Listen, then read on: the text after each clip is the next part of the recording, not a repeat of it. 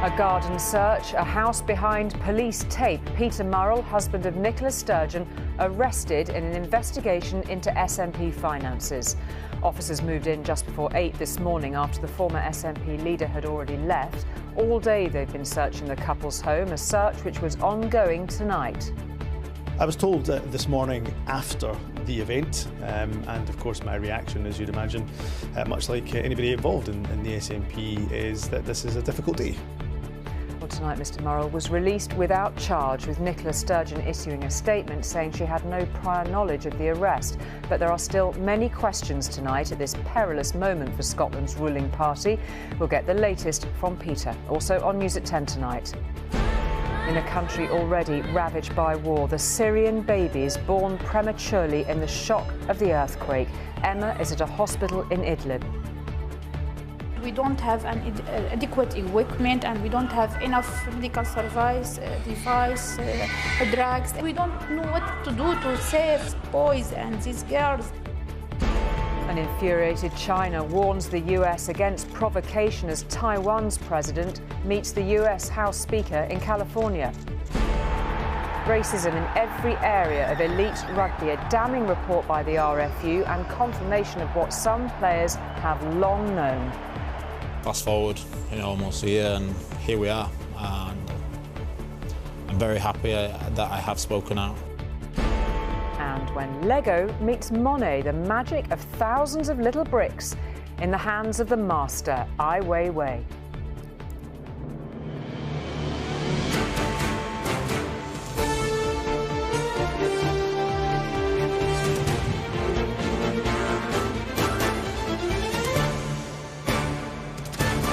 This is ITV News at 10 with Julie Etchingham. Good evening. Well before Nicola Sturgeon's surprise resignation in February, police had been investigating a long-running discrepancy in the Scottish National Party's finances. This morning, that investigation took detectives to her home in Glasgow to arrest her husband, Peter Murrell. Miss Sturgeon was not at home to see officers going through her garage and bins. Her spokesperson said this evening she didn't know in advance. Mr Murrell isn't just her husband, of course. He was the party's chief executive until 3 weeks ago. Miss Sturgeon's successor as SNP leader and First Minister, Humza Yousaf, who campaigned for her job as the continuity candidate, agreed it was a difficult day for the party. You don't say. He only won by a narrow margin, a result which might have been different had the leadership vote been held after today's events. They were Scotland's most powerful couple for almost a decade. Now the home of Nicola Sturgeon and Peter Murrell is being searched by police. Detectives arrived here around 7:30 this morning. Sturgeon was seen leaving a short time after, just before a search operation moved in on the property. But her husband, the former chief executive of the SNP, was arrested at the house, a suspect in connection with the ongoing investigation into funding and finances in the party. He has this evening been released without charge, but his house is still being searched. Police have set up an incident tent in the front garden. Every room in this property is being searched. There's even police looking through the back garden and the back garden shed. Items of interest are being boxed up and taken away. The investigation relates to more than £600,000 that was fundraised between 2017 and 2019, supposed to be used in an independence campaign. At the end of 2019, though, SNP accounts showed the party had just under £97,000 in the bank. There had been no referendum, so questions were asked about where the money had gone. Then, in 2021, Peter Murrell loaned the party more than £100,000 of his own money to help out with what was described as cash flow issues. A month later, Police Scotland launched their formal investigation into the SNP's finances after receiving complaints about how donations were being used. The SNP headquarters in Edinburgh were also raided today. Bags were filled with evidence for the investigation. The party leader, who just last week succeeded Nicola Sturgeon, was asked about today's developments. I was told this morning after the event, and of course my reaction, as you'd imagine, much like anybody involved in the SNP, is that this is a difficult day for the party. But again, I just reiterate and emphasise it's so important for me not to comment on a live police investigation. But opposition parties are calling for transparency in Scotland's party of government. We need big answers about what has happened here. Of course, the police must be allowed to do their job, but this is a First Minister who already has demonstrated he has the wrong priorities. He is distracted by what's happening in his own party, mired in scandal, mired in division. Peter Murrell and Nicola Sturgeon married in 2010. He was SNP Chief Executive, she became party leader and First Minister, though he denied this was inappropriate. She's been a minister for a very long time and we just don't talk about government business. Together they delivered electoral dominance in Scotland, but in February Nicola Sturgeon announced she was resigning on her own terms. Then last month Peter Murrell resigned under pressure. He took responsibility for inaccurate press statements that falsely inflated the SNP's membership numbers. Today Nicola Sturgeon's predecessor gave his response to events in his old party. Look, I led the SNP for a long time, so I'm very sad about what's happening to it, and indeed about what it's become. Peter Murrell has now been released, but neither he nor Nicola Sturgeon have returned home tonight, while searches at their house continue. And Peter is outside that home this evening, where police are still working, as you just mentioned, Peter. So, I mean, it's been pretty hard to keep up with all the dramatic developments in Scottish politics over the last few weeks. Where do today's events leave the SNP and Scotland? Well, we know, first of all, that Peter Murrell has been released without charge, but this is still an ongoing investigation. As you can see behind me, a large police presence still at Peter Murrell and Nicola Sturgeon's house, and neither of them have returned. And of course, it's been a difficult time for the SNP, as you say, after a bruising leadership contest. Now the new leader, Hamza Yousaf, inherits not only the problems of rebuilding public trust that passed into his term as leadership, he now inherits the questions being asked about party finances. This didn't happen on his watch, but Peter Murrell spent his day answering those questions in a police station. But Hamza Yousaf now will have to fend off these questions. He's promised that he will have a review of the party to try and improve transparency. He needs the public to trust the SNP to govern in Scotland. It's also important to stress that this is a time when the polls show Labour closing in on the SNP, and also Nicola Sturgeon herself would have rather that her legacy was focusing on tackling child poverty or how she's increased Scotland's standing in the international stage. Instead, these images will also be part of Scotland's former First Minister's legacy. Peter, thank you very much. Now, first it was war, then natural disaster, two of the biggest threats to mankind. When the earthquake struck in northern Syria 2 months ago, hospitals ravaged by a dozen years of fighting were in no state to cope with their terrible aftermath. They are still struggling to provide desperately needed care. Emma Murphy and her team has made it across the border between Turkey and Syria and into Idlib.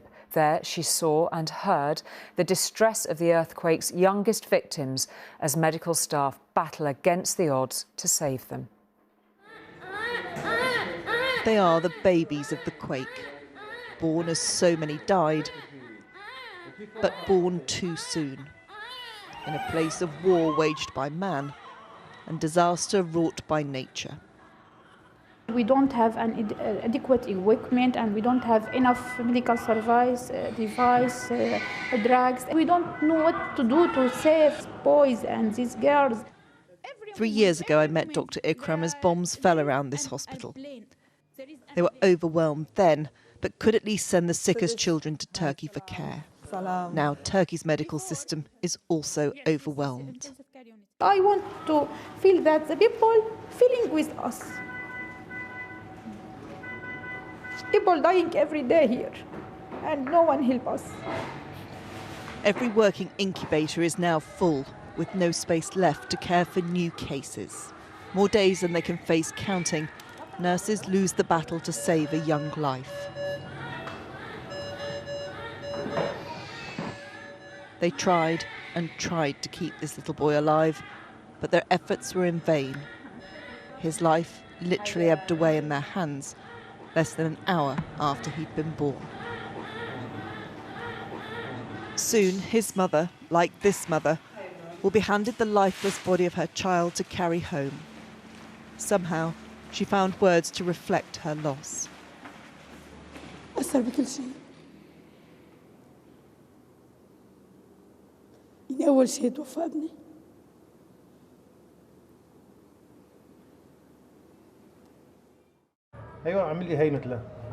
So many of the children who did survive will live without limbs or relatives. Weil doesn't know that his mother and sister are dead.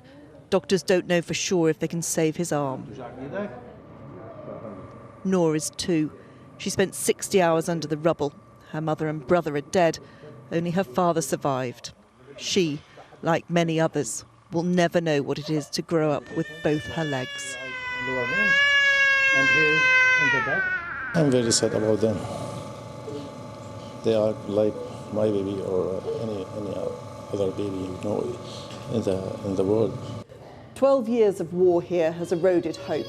The earthquake has taken much of what's left, leaving survivors and their families fearful of the world around them and frightened of the land they live on. 2 months on, there is a dreadful routine for the survivors. Every week, 7-year-old Ala is brought to the hospital with her brothers, Mohammed, who's 5, and 16-year-old Mustafa, to have their wounds treated. Ala now knows the pain that comes with these visits. Even the treat of a golden crown and nail varnish can only distract so much. Exhausted, they are taken back to their tent until the next visit. The awful new reality of life for so many. I tell my siblings to thank God that we were rescued. This earthquake affected all of us. Destroyed houses, destroyed families. Children lost their parents and will be sad all their lives. No one will forget it. In the early days, rescue brought joy here. 4-year-old Hussein was under the rubble for 45 hours. His survival was celebrated. But his recovery has brought further loss. The leg doctors tried to save has now gone. His father, also grieving a wife and a daughter, now tries to encourage his little boy to believe there is a future, even in a wheelchair, with what's left of his leg propped by floorboards. For so many, this is tragedy compounded. Abdul Ghani and Naeem are 14. They survived war, but lost all their families in the earthquake. 2 friends left with only each other and their injured bodies and minds. When an airstrike hit his home, Abdul Ghani was trapped for 2 hours. The earthquake trapped him for 12. I could hear people shouting, "Is anyone alive?" Then someone said, "I don't think they are. Let's go to the other building." And I screamed and screamed. And they heard me and got me out. The aftershocks on the land here have now eased, but they will continue in the lives of those for whom survival was the beginning of the challenges, not the end. Emma Murphy, News at 10, Northern Syria. Endless suffering of the people of Syria. To the US now, and Donald Trump kept up his attack on the American legal system today after his court hearing yesterday. This time on social media, he called on Republicans in Congress to remove the funding of the Justice Department and even the FBI. He was picking up from where he left off last night at his home in Florida. Today, Donald Trump, a former president and now criminal defendant, is once more behind the walls of his Florida estate. Yesterday was one of the lowest points of his tumultuous life. But we also witnessed the extraordinary resilience of his support. Loyalists lining the road from the airport, welcoming him home.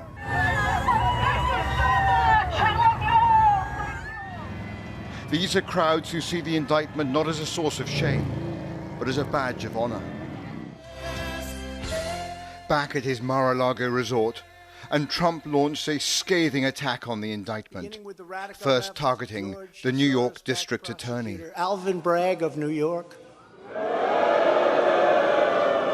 who campaigned on the fact that he would get President Trump. I'm going to get him. I'm going to get him. Then Trump spoke of his humiliation in that New York courtroom. A moment that may have changed the contours of the 2024 presidential race.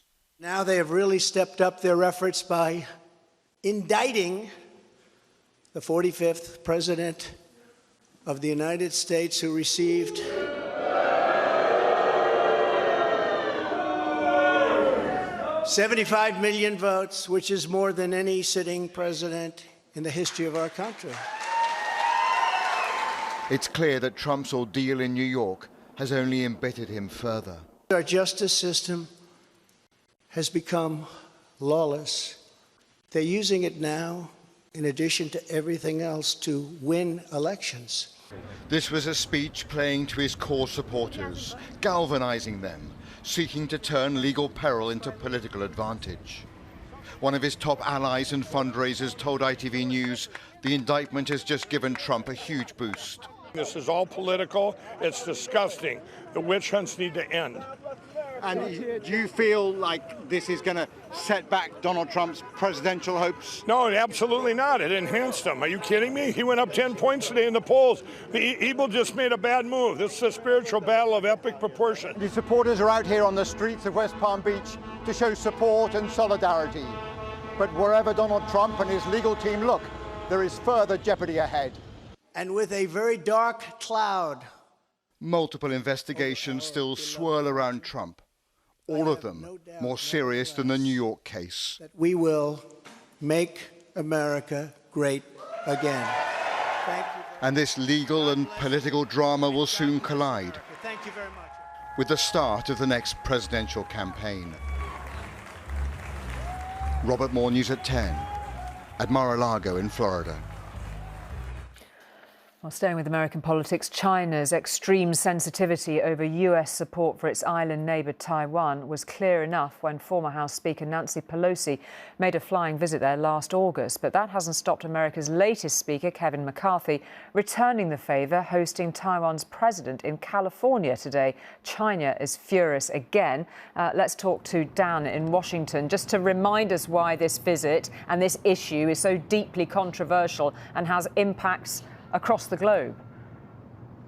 Well, Kevin McCarthy is the most senior US politician to meet a Taiwanese leader on US soil. He is, after all, the third most senior political figure in the country after the president and vice president. Why is this controversial? Well, America doesn't have officially diplomatic relations with Taiwan and hasn't done since 1979. China views Taiwan as a breakaway province, and it is its most sensitive diplomatic issue.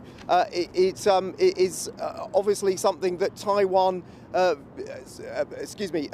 Kevin McCarthy was not alone when he met the Taiwanese president. He was joined by senior Democratic leaders as well, a rare moment of bipartisan unity as he stressed the importance, as he viewed it, of the US-Taiwan relationship.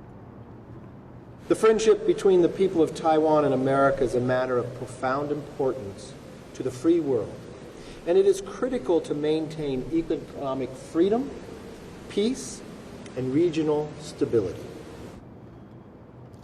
This is, of course, a reminder of Nancy Pelosi's visit to Taiwan last August, a visit that resulted in days of Chinese military exercises. There's been no sign of that yet, although China has moved some naval vessels closer to Taiwan. All eyes now on how China will react. It's condemned this visit, saying this meeting, saying it firmly opposes it and reserves its right to defend its territorial integrity. OK, Dan, thank you very much indeed for that.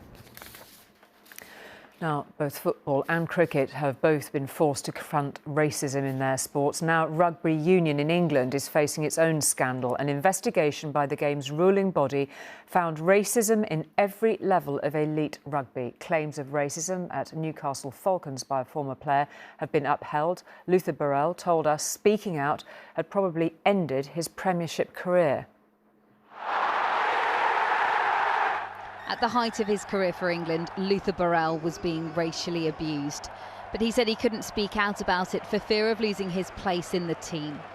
Last summer, he did report comments about slavery and how he was mocked by his colleagues at Newcastle Falcons. The RFU said today that after an investigation, all of the allegations he made were true. It took me several months to actually speak out in the first place. So it feels like it's been going on forever. I almost didn't do it. Fast forward, almost a year, and here we are. And I'm very happy that I have spoken out. 93 members of staff were interviewed, including players and coaches, and investigators found evidence of a racist term on a players' WhatsApp group. The Rugby Football Union has ruled out taking disciplinary action against the perpetrators because Luther Burrell didn't want to name them. I don't want retribution, and it's never been about that for me. I don't want to put people under the spotlight and ruin their lives.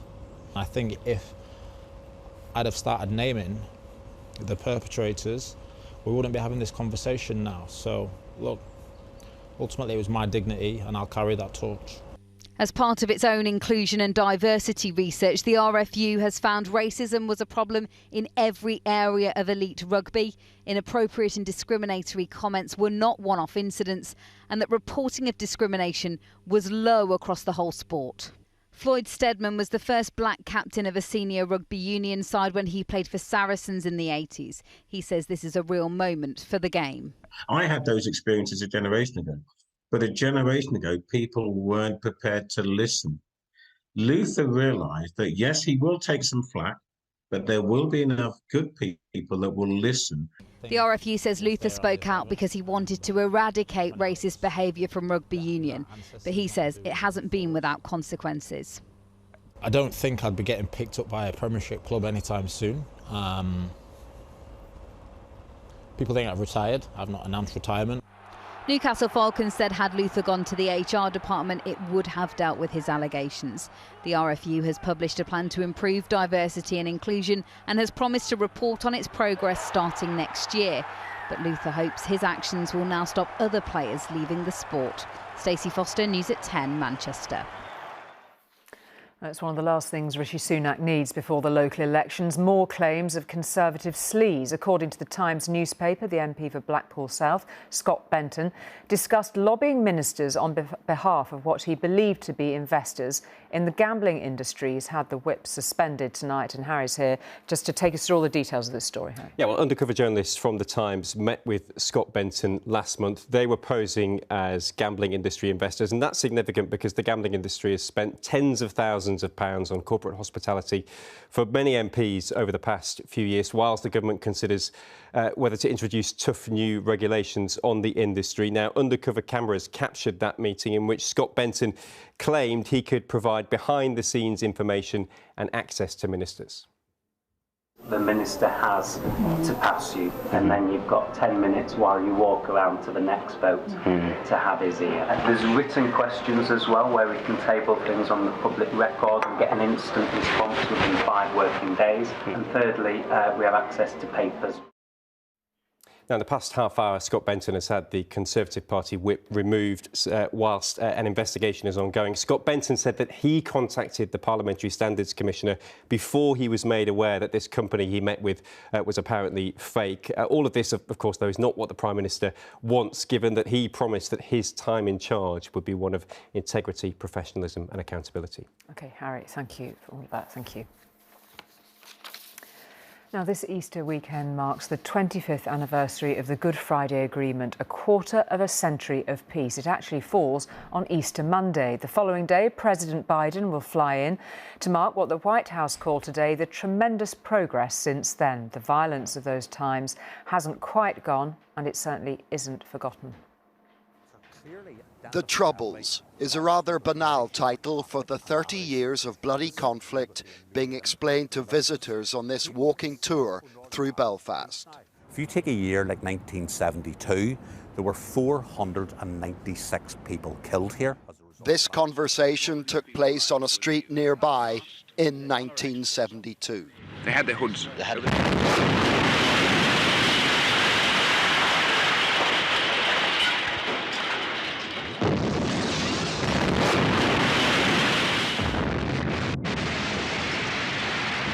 More than 3,700 people would be killed before the peace deal was reached at Stormont 25 years ago. But divisions aplenty remain. This is one of the so-called peace lines in Belfast, walls that separate Protestant and Catholic communities. These days, the barriers also attract tourists. One of the peace dividends has been an influx of foreign visitors. This is the first cruise ship of the season coming into Belfast yesterday. She'll be followed by roughly 200 other liners expected to dock here by November. Many of the tourists will want to learn about the most famous ship of them all, built in Belfast and launched into this loch in 1911. Since it opened 12 years ago, the exhibition Titanic Belfast has attracted more than 7 million people. Belfast may have built her, but during the Troubles, the Titanic was a taboo subject rarely talked about here. It was just another Belfast disaster story, overshadowed by fresh tragedies that were unfolding every day. This exhibition is part and parcel of Northern Ireland reconciling itself with its past, however painful that may be. Next week sees the anniversaries of both the sinking of Titanic and the signing of the agreement. This year also marks the 25th anniversary of the Omagh bomb, the deadliest of all the atrocities. This memorial is on the exact spot and seen through the prism of an outrage that claimed 29 lives. The Good Friday Agreement looks like a magnificent, merciful breakthrough. Donna Marie McGillian's niece was killed in the bombing, and she herself was so badly injured she was given the last rites 4 times. Her outlook today is an inspiration. I've got 2 kids. I have to move on for them and for the family around me, because the amount of support and good that I would have witnessed and seen over the last 25 years has been unreal, and in that sense you kind of know good always conquers evil. Are you optimistic? I'm always optimistic, you know, the glass is always half full here. So, I mean, look at all the stuff we've got since the Good Friday Agreement. Like, there's so many investments, and that never would have happened here if we hadn't had peace, because people were always too afraid to come. But we're not that bad, really. We're all quite good. This is a great wee country. John Irvine, News at 10 in Northern Ireland. Inspiration indeed. Now, finally, the Chinese artist Ai Weiwei has used Lego bricks in his work before. His latest installation is his take on the Monet masterpieces, the water lilies, but with his own dark twist. As he explained to us today, it touches on how he and his father were treated as criminals for being artists. Ai Weiwei's art is about the little things. Lots and lots of little things. Every creation tells a story, each close to his heart. A standout, more than 500,000 Lego pieces used to recreate the famous water lilies by Monet. Inside his, a dark portal representing the underground dugout in China where Ai lived with his father. My father told me the story when he's in exile. We lived underground and punished as an enemy of the state. His crime is because he's a poet and also as an artist. So the work is trying to put Monet's art and my father's experience, my personal experience, together. It's part of a new collection at the Design Museum, a commentary on free speech from someone who's unafraid of criticizing the powerful. Freedom of expression is a very essential element of human rights. And that's why we still have art, culture in relation to humanity. They never can be really separated. Artistic inspiration can strike at any moment, leading Ai to an unexpected button purchase a few years ago. So I bought maybe 30 or more than 30 tons of buttons from England. Any idea what you're going to do with them? No, it takes time to cook. Ai never sees his exhibitions in full. Instead, he starts putting together the next creation, piece by piece. Rishi Davda, News at 10. And that's it for tonight. From all of us here, good night. We will see you tomorrow.